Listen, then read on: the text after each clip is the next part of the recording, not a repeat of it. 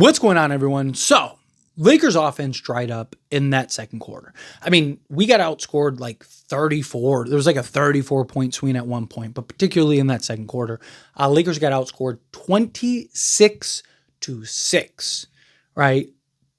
Anytime you get outscored by 20 points, you're probably not winning that game, especially in particular the playoffs. Obviously, 20-point leads change and vary all the time. Part of today's game, particularly with the three-point shot. But Lakers they're not so good shooting the three ball that they could just, they're not Boston, right? Where they just have these huge swings, right? But you saw in the first quarter, offense was cooking, right? Luka goes and drops 20. Rui hit 2 threes. Gabe Vincent hits a 3. Guys are hitting shots, right? I made it a very big point of like, guys need to hit shots. It's very important. Guys hit shots, Lakers win. Simple, right? Now, again, that's a very simplistic way of putting it, but the offense cannot dry up. Not with Luka, LeBron, and Austin Reeves.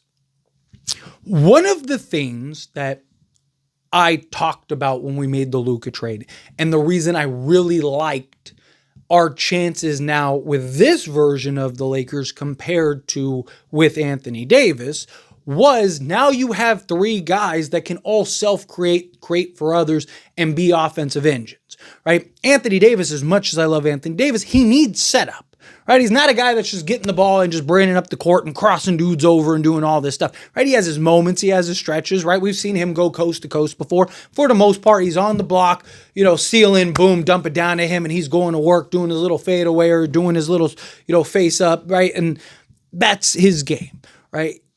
But when you bring in a guy like Luka, one, he's a guy that go get you 40 and then also go get you another, 30 points collectively in assists, which he didn't have that. He only had 1 assist in that game. Granted, it wasn't entirely his fault. I know people, I've seen people even like, oh, if LeBron had that, right, wouldn't you feel otherwise? No, because I've actually praised LeBron when he's had, mediocre games, right? To me, it's not so much about, it's what's the context, what's the scenario, right?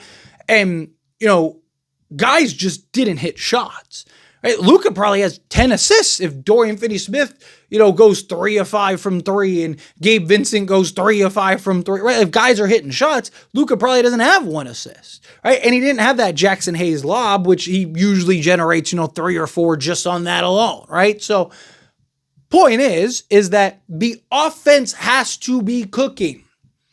Talked about hitting shots. Obviously, we have to hit shots, but Luka, LeBron, and Austin Reeves have to be great.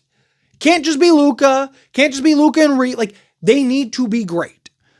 I talked very heavily that Luka and LeBron need to be transcendent and Austin Reeves needs to be great. And the Lakers can win 16 games, right? But if Luka is transcending, LeBron is pedestrian, and Austin Reeves is bad, like unplayably bad, well, guess what?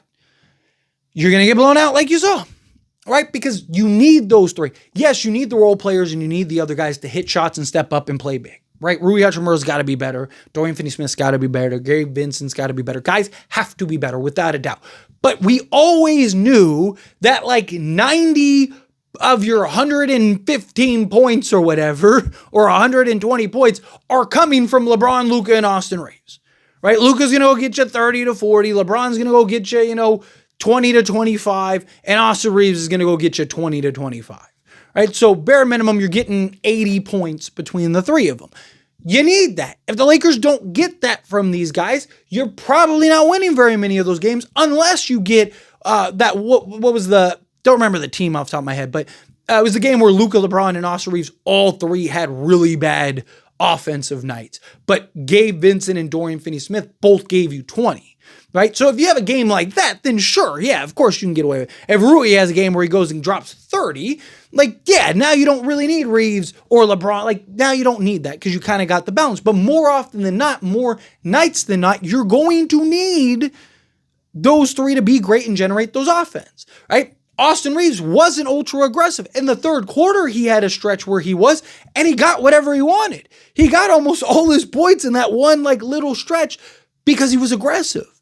and was attacking and getting to his spots and doing the things he needs to do. He also hit a couple threes. That helped too because it opens things up for him. Talk about it all the time. Watch when he's hitting threes and watch when he's not. It's almost like two completely different Austin Reeves. But point is that the offense cannot dry up because we're not good enough, for one, and two, we're definitely not good enough defensively. A big concern that I have talked about, I talked about it last year, I've talked about it all season this year, is when you have a unit of Luka, Reeves, Rui, LeBron, and Jackson Hayes out there, or you go Dorian Finney-Smith, right? You don't have the defenders, right? Luka, Reeves, and Rui cannot defend out on the perimeter. They have moments, they have stretches, sure, yeah, like they've had good defensive sequences, but more often than not, they're getting torched, right? So you need the offense to generate what you need it to generate in order to keep that separation and keep that point differential to now allow you to win those games, right? You saw it last year against Denver. I talked and expressed the same issues. Yeah, this is great. Even when the Lakers were like 8-0 with Rui in the starting unit and everything, I was like, yeah, this is great. I love it. But what happens when the offense isn't working?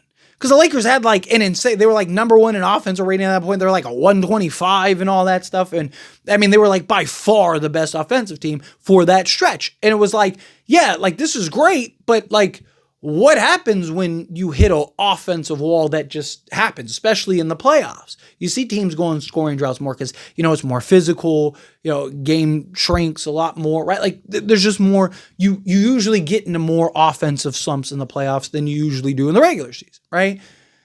So what happens now if that ends up happening to the Lakers? Well, you saw in the Denver series last year when the Lakers were firing on all cylinders and they're cooking, guys are hitting shots and Rui's on fire and LeBron's on fire and Anthony Davis is dominating and Reeves is hitting shots and D'Lo's hitting shots. And you look up and Lakers are up 20. And it's like, this is great. Man, Lakers are about to run through, right? Every single game. What happened? Lakers dominated the first half, got into the third quarter, hit an offensive wall, and they weren't able to slow down Denver, and Denver just kept tacking along, and then eventually tied with the Lakers and pushed out, and then never looked back. It happened literally 4 out of 5 times, including, you could argue 8 out of 9 times, because the same thing happened the previous year. Lakers kept losing the exact same way every single time. And it was when the Lakers offense was cooking and the Lakers offense was firing, they're smacking Denver. But as soon as that dries up, you're not able to defend. The reason I like Luka is because the likelihood of that drying up is a lot slimmer. Keep in mind, Luka was on the bench for a lot of that, right? It was LeBron and Austin Reeves that were out there.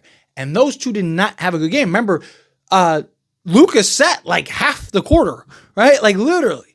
And they went on this run and then he comes back in and it's just like, it's too late, right? Yeah, Luka, is doing some stuff, but it's too late. You've already lost the game. You've already lost that momentum, which is on LeBron and Austin Reeves because they need to be better offensively, right? Because the idea was that like those two are going to do their thing as they would with Anthony Davis. But now you have Luka Doncic who is going to be able to generate that offense and give you buckets and do all these other things and set guys up and self-create for himself and do all the things that Anthony Davis can't do, right? So your offense is going to be better and more consistent, right? One of the big things that everyone kind of in one consensus was like Lakers offense is going to be really good. How is their defense going to be? But their offense, they might just win a championship just outscoring teams, right? We essentially have to beat Denver from 2023, where it's like, Denver was 15th in defense and second to last in the postseason. But their offense was so good and they were just such a well-oiled machine offensively that they just ran through everybody. So the thought process is Luka, LeBron, and Austin Reeves, those three can generate enough offense. You're going to be good enough offensively to where now you can kind of just get and maybe potentially even win a championship on the back of your offense, or at least get to the finals and kind of let the cards fall where they may, right? Or go on a deep finals run or whatever, right?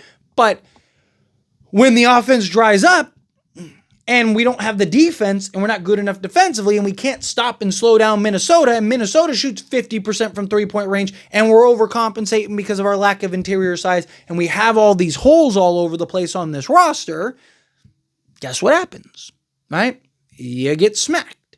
And what happened? The Lakers got smacked. The Lakers offense has to be great. Has to. Which is why I keep making it such a point that, like, hey, guys have to hit shots, right? It's been more so about the role guys, right? But LeBron, Luka, and Austin Reeves need to be great too. I'm not really worried about LeBron. Austin Reeves I'm not worried about yet. I want to be fair to Austin Reeves. But we have seen him have his playoff struggles, particularly last season. He was not great. And then in the Memphis series, he was like fantastic. But in that Warriors series, he was not very good. And then in the Denver series, he had his struggles too. So anyway, as always, this is a discussion. Pass a question on you. Let me know your thoughts and opinions down in the comments below. What do you think? If you have thoughts, agree with me, disagree with me, let me know down in the comments. That being said, if you like this video, hit that like button. Helps me a lot. So if you enjoyed these types of videos, truly appreciate it. Not subscribe channel, hit that subscribe button. Turn on the bell notifications. Appreciate y'all. See you in the next one. Thank you.